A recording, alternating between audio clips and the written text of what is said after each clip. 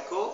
Hari ni saya nak ceritakan tentang bakat-bakat yang ada pada remaja zaman sekarang. Macam-macam seperti main basikal dan juga kerja maths. Tak itu saja. Zaman sekarang para lelaki pun pandai memasak seperti memasak untuk bini.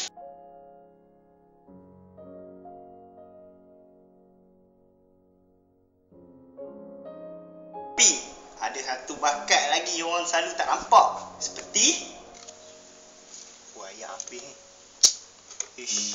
Biar tambah ayat lagi. Seperti membaki kereta girlfriend. Abang, boleh kita start? Baby janganlah risau. Abang master dalam bab ni. Tengok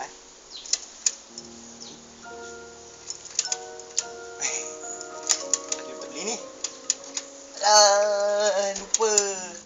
Ya abang ni, pegoh lah pula. Aduh, kata dah master dalam bab ni. Malah nak tanya abang.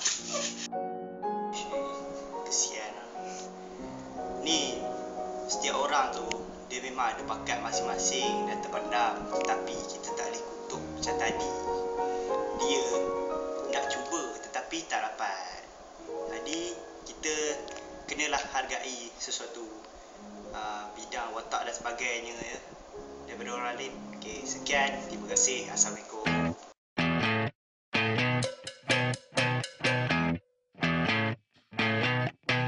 You're insecure, don't know what